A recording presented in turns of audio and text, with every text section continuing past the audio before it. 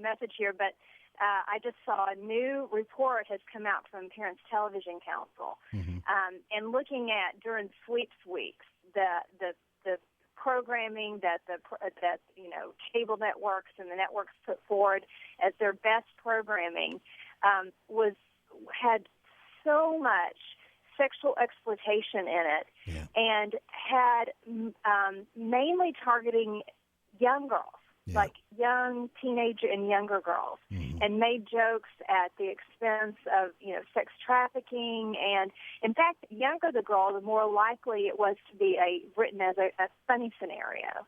So y'all might want to take a look at that. But it's outrageous what happens now, and the fact that we aren't even able to vote with our pocketbooks on these issues. Well, it's amazing the changing attitudes over the years. One of the news stories from this morning is that Britain has legalized gay marriage after Queen Elizabeth II gave her royal stamp of approval today to that. Another sad case. It's interesting, a Christian group in that country calling it a sad moment for their nation, a cause for lament. It marks a very clear departure from God's good pattern for human flourishing.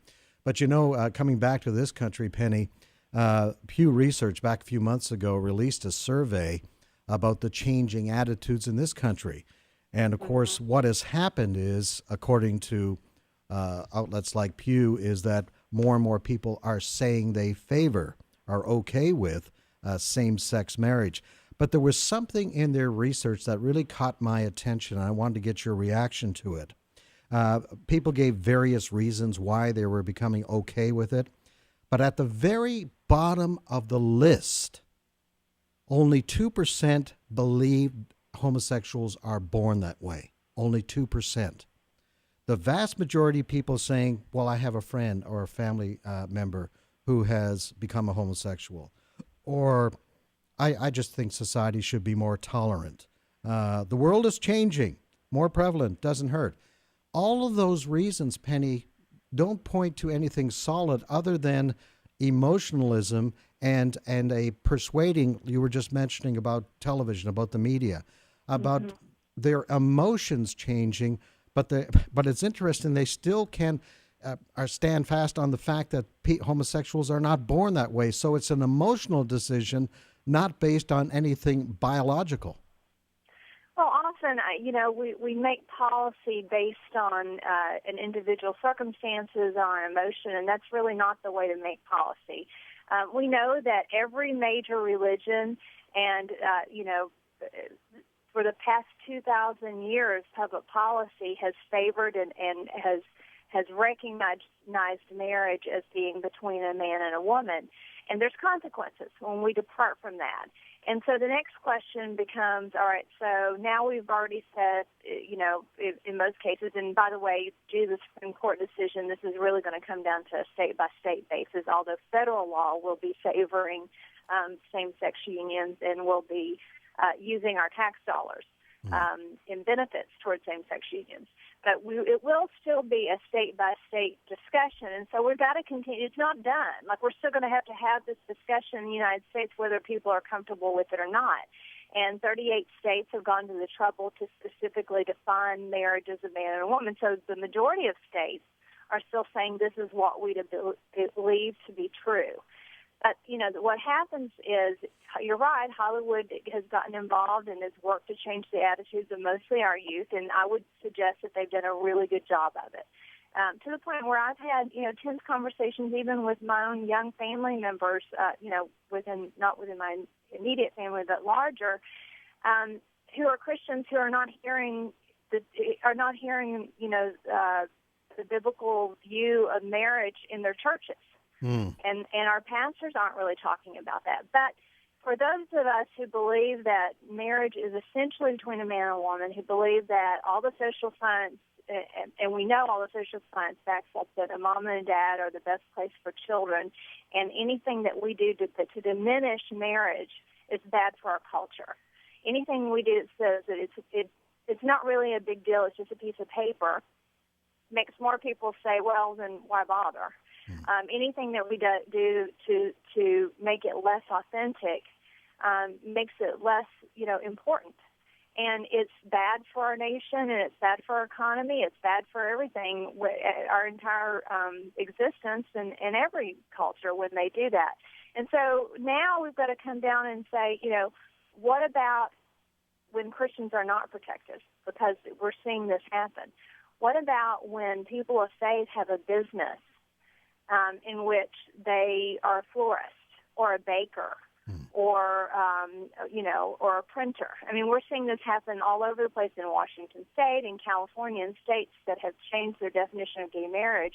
And people who are Christians have said, well, okay, I am happy to cater any of it you have, but I can't cater your wedding because it runs afoul of my view of what God says about marriage.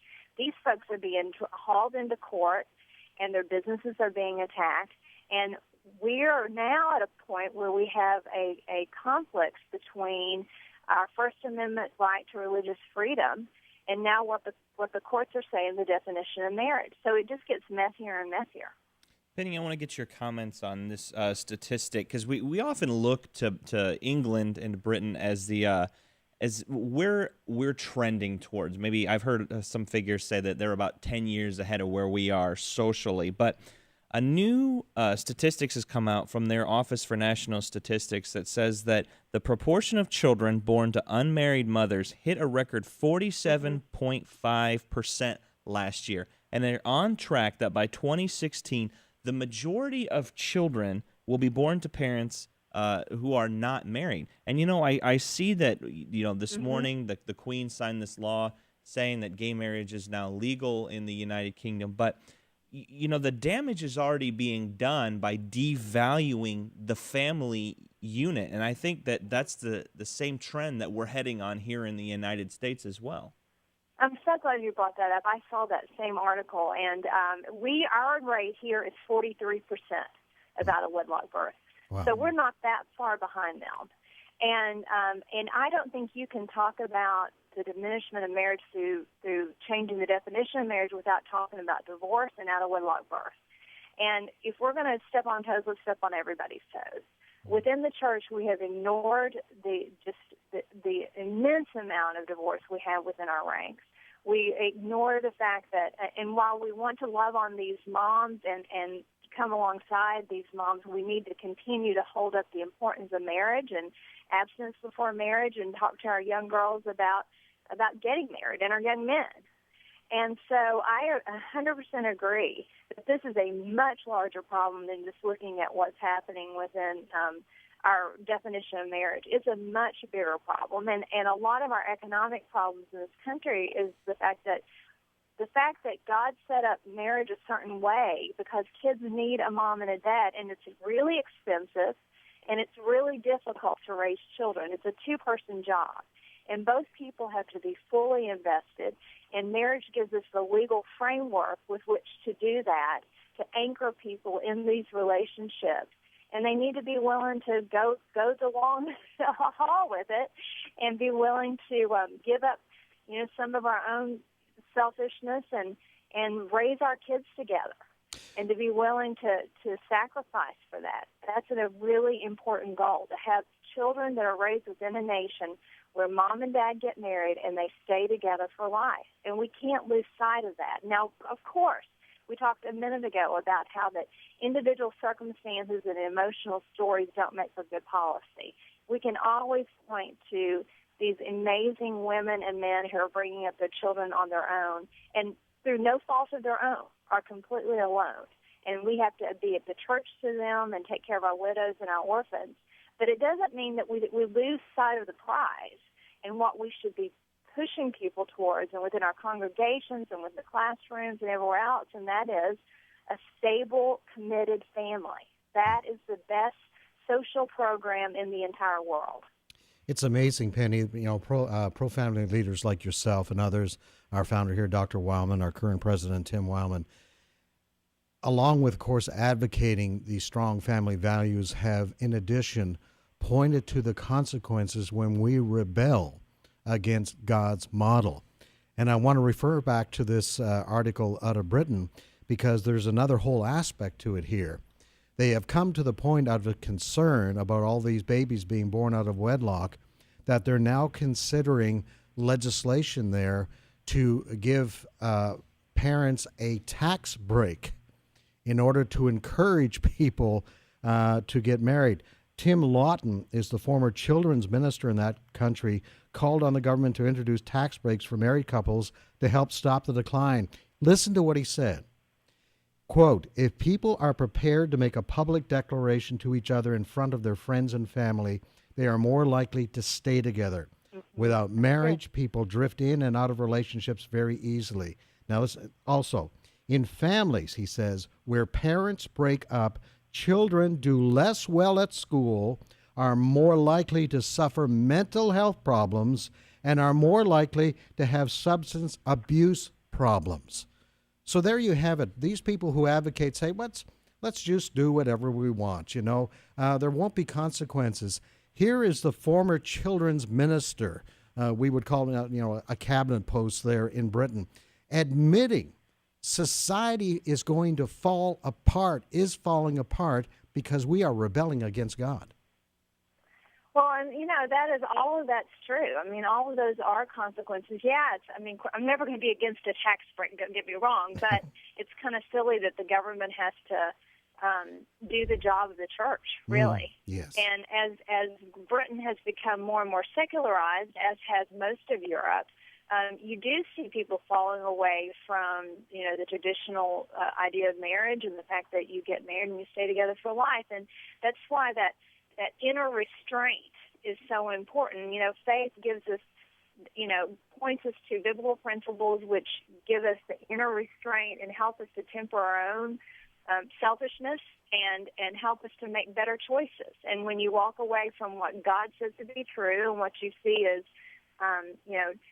absolute truth, you tend to get into more relativism. And relativism leads to doing whatever you feel like doing, and it leads to bad decisions. Penny, we only have just about 90 seconds left. I wanted to make mention of an initiative there in your group, Concerned Women for America, about Young Women for America.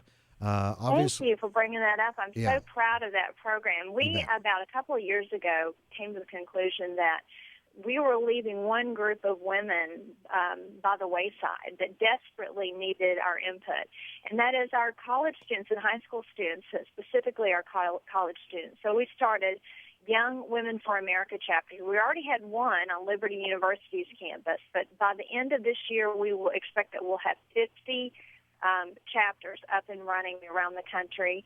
And you can get involved, come to our website, concernedwomen.org, and help us plan a chapter or find out if there's already one on your college campus. But we think that is absolutely essential that we are speaking into the lives of these young girls, and they want it. We're seeing it, spread like wildfire, but we're talking to them about biblical principles, biblical worldview specifically, constitutional principles, and free market principles. And so that when they hear the story of social justice and the fact that it's changed from the real meaning of what I know that it means, just speaking for the least of these, to socialism, that they don't fall for it. They know what that really is about, and they know what they believe.